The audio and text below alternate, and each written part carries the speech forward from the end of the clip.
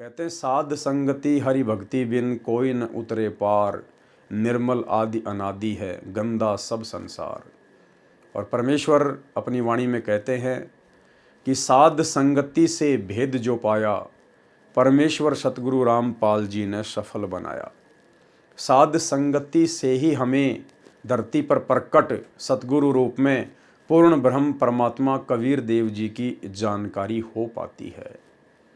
भाई और बहनों, आज आप और हम इतना महसूस नहीं कर पा रहे हैं परमात्मा के इस महा उपकार को, लेकिन आने वाले समय में जब पूर्णतया मन का प्रभाव, काल का प्रभाव हम जीवों की बुद्धि से हट जाएगा, उस समय हमारी आंखों से आंसू नहीं रुका करेंगे कि हे दीनदयाल, हे गरीब निवाज, आपने अपने ही भक्तों की करोड़ों की संख्या में से केवल हम चंद सत्सेवकों के ऊपर ही भला ऐसी अनुकंपा कैसे बख्शी। और ये अनुकंपा भाई और बहनों इसी प्रकार से आप और हमारे ऊपर सदा बनी रहे, उसके लिए हम सदैव परमपिता परमेश्वर जी के वचनों पर चलें, उनकी प्रत्येक मर्यादा को जी जान लगाकर हम फॉलो करें, चाहे कितना ही संघर्ष करना पड़े, चाहे कितना ही कष्ट क्यों ना उठाना पड़े। अगर विश्वास रखेंगे तो परमात्मा सतगुरु रूप में धरती पर प्रकट है, पल पल साए की तरह, छाया की तरह आप और हमारे साथ में रहेंगे। भाई और बहनों, कबीर सागर के सरलार्थ के ऊपर वीडियो बनाने की श्रृंखला जारी है। साध संगति के माध्यम से ये जो वीडियो बन रहे हैं, बहुत बड़ा महा उपकार है गुरुदेव भगवान का आप और हम आत्माओं के ऊपर। हम भक्ति मार्ग के गूढ़ रहस्यों से परिचित होते जा रहे हैं और हमारा विश्वास दिन प्रतिदिन गुरुदेव भगवान के चरणों में बढ़ता ही जा रहा है। आज हमारा ये चौथे नंबर का पार्ट है और आज का जो पार्ट है वो कोई सामान्य पार्ट नहीं है, क्योंकि भगवान ने हम सत्सेवकों को ये सेवा इसीलिए बख्शी है कि जो बातें गुरुदेव भगवान आज से पूर्व हम सभी भक्तों की तुच्छ बुद्धि को देखते हुए सार्वजनिक तौर पर सत्संगों में नहीं कह पाए, आज वो बातें सबके सामने निकलकर आनी चाहिए, जिससे हमारे गुरुदेव भगवान की, हमारे परमपिता परमेश्वर जी की समर्थता का, उनके सामर्थ्य का जन जन को पता चले कि वास्तव में सतगुरु रामपाल जी परमेश्वर कितने सामर्थ्यवान प्रभु हैं। तो दया बख्शी गुरुदेव भगवान ने इस तुच्छ दो कौड़ी के नीच प्राणी पवन दास को हल्की सी मेहर दी है परमेश्वर ने, हल्का सा ज्ञान योग खोला है गुरुदेव भगवान ने, और अपनी सत प्रेरणा दे के परमेश्वर भक्ति मार्ग की वो गूढ़ रहस्य जो परमेश्वर ने अपने ही कर कमल से लिखकर पुस्तकों में छुपा दिए थे, आज जब ठीक का समय आया, हम तुच्छ बुद्धि जीवों की बुद्धि जरा सी विकसित हुई है, हम परमेश्वर के उन रहस्यों को समझने योग्य हुए हैं, इसलिए परमेश्वर ने आज वो दया बख्शी है ताकि आज सार्वजनिक तौर पर सतगुरु रामपाल जी परमेश्वर जी की महिमा को पूरी दुनिया जाने, पूरा भगत समाज जाने कि करे करावे साइया मन में लहर उठा, दादू सिर दर जीव के आप बगल हो जा। तो आज हम इस चौथे नंबर पार्ट में पेज नंबर 49 पर सतगुरु रामपाल जी परमेश्वर जी की विशेष महिमा और सामर्थ्य से परिचित होने जा रहे हैं।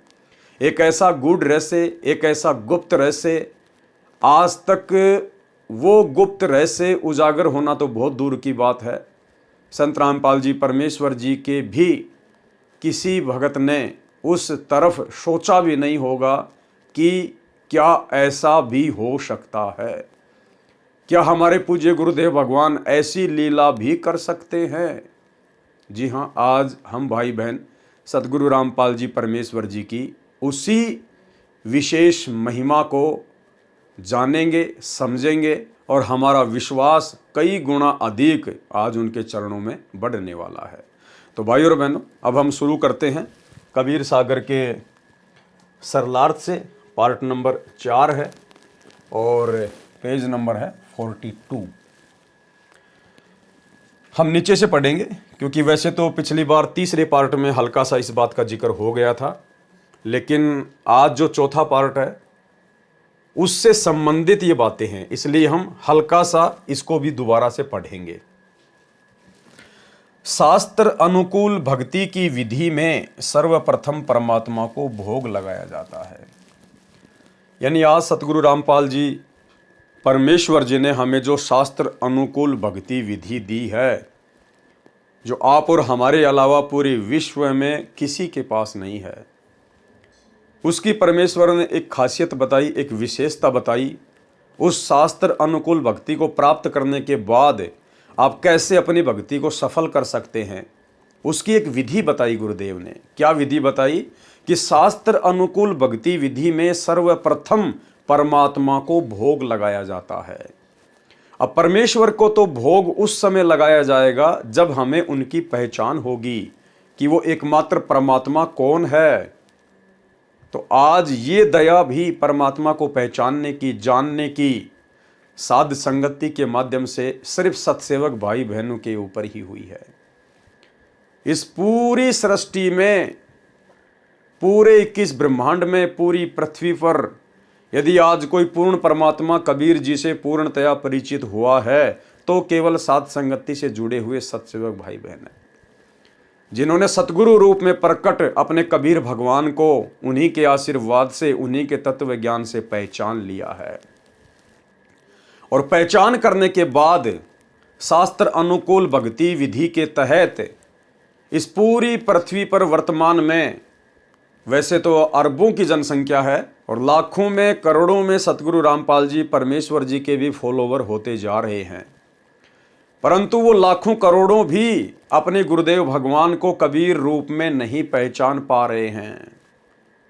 वो अपने गुरुदेव भगवान को परमात्मा मानकर शास्त्र अनुकूल भक्ति विधि के तहत अपने घर पर भोग की आरती के साथ में भोग नहीं लगाते हैं। ये रजा केवल सत्सेवकों के ऊपर परमेश्वर ने की है, जो सतगुरु रामपाल जी को ही परमात्मा मानकर, परमेश्वर मानकर, कबीर देव भगवान मानकर प्रतिदिन सुबह शाम उन्हें अपने घर पर भोग की आरती के साथ में भंडारे का भोग लगाते हैं और उसके बाद जो बचा हुआ अन्न है उसको प्रसाद रूप में ग्रहण करते हैं, जिससे अनंत पाप कर्मों का नाश होता है। तो ये रजा केवल सत्सेवकों के ऊपर परमेश्वर ने बख्शी हुई है। शास्त्र अनुकूल भक्ति की विधि में सर्वप्रथम परमात्मा को भोग लगाया जाता है, भंडारा करना होता है। पहले परम अक्षर ब्रह्म को इष्ट रूप में पूजकर भोग लगाकर शेष भोजन को भक्तों में बांटा जाता है। क्या कहा जा रहा है भाई और बहनों, एक एक शब्द को ध्यान से पकड़ के चलना। ये समय हमें बार बार नहीं मिलेगा, परमात्मा ऐसी रजा बार बार नहीं बख्शेंगे। पहले क्या करना होता है, परम अक्षर ब्रह्म को, परम अक्षर ब्रह्म कौन है, कबीर देव, क्या करना होता है, परम अक्षर ब्रह्म को यानी कबीर जी को इष्ट रूप में पूजकर, इष्ट रूप में पूजकर भोग लगाकर शेष भोजन को भक्तों में बांटा जाता है। हमने केवल अपने इष्ट को भोग लगाना है। एक छोटा सा सत्संग सतगुरु रामपाल जी परमेश्वर जी का, जिसमें सतगुरु रामपाल जी ने सभी भक्तों को आदेशित किया हुआ है, सभी भक्तों को आदेश दिया हुआ है कि आपने मुझे ही इष्ट रूप में पूजना है। क्या कहा सतगुरु रामपाल जी ने कि आपने अपने गुरु को ही, आपने मुझे ही इष्ट रूप में पूजना है।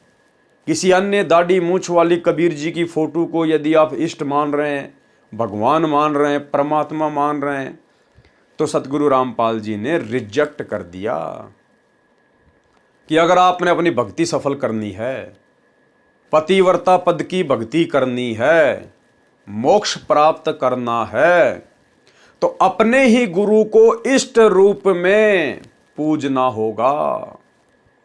पहले आप गुरुदेव का एक छोटा सा सत्संग सुन लीजिए, और जहां पर परमात्मा ये शब्द कह रहे हैं कि अपने ही गुरु को इष्ट रूप में मानकर, इसको मैं 2-3 बार रिप्ले करूंगा ताकि आप फोकस कर सकें। सुनिए। एक पति को छोड़कर आन में आस्था रखने वाली पत्नी को व्यभिचारिणी कहते हैं। तो अपने ही पति से हर इच्छा पूरी हो, उसी को पति भर्ता कहते। तो हम जब पति भर्ता पद पर आ जाएंगे तो परमात्मा कहते हैं पति भर्ता जमी पर जो जो धर है पावे, समर्थ झाड़ू देते है, ना काटा लग जावे। ऐसा हंस, ऐसा भक्त जब अपने एक इष्ट पूर्ण परमात्मा पर अपने ही गुरु को इष्ट रूप में मानकर जब अपने जीवन रूपी सफर में प्रस्थान करता है रास्ते पर, ऐसा हंस, ऐसा भक्त जब अपने एक इष्ट पूर्ण परमात्मा पर अपने ही गुरु को इष्ट रूप में मानकर जब अपने जीवन रूपी सफर में प्रस्थान करता है रास्ते पर, तो परमात्मा उस जीवन रूपी सफर के पाप कर्म रूपी कांटों को बुहारना शुरू कर देता, उसके दुखों को खत्म करना शुरू कर देता है, झाड़ू देता चलता है कि मेरी प्यारी आत्मा के कांटा ना लग जाए। तो भाई और बहनों, वीडियो आपने सुन लिया। गुरुदेव का हमारे लिए आदेश हो चुका है कि आपने अपने ही गुरु को इष्ट मानकर पूजना होगा अगर भक्ति सफल करनी है तो। और यहां पर क्या लिखा जा रहा है, पहले परम अक्षर ब्रह्म को इष्ट रूप में पूजकर भोग लगाकर शेष भोजन को भक्तों में बांटा जाता है। तो इष्ट कौन है वर्तमान में? सतगुरु रामपाल जी परमेश्वर। इष्ट कौन है वेदों के अनुसार? कबीर देव। और सतगुरु रामपाल जी कह रहे हैं कि आपने अपने ही गुरु को इष्ट रूप में मानकर पूजना है।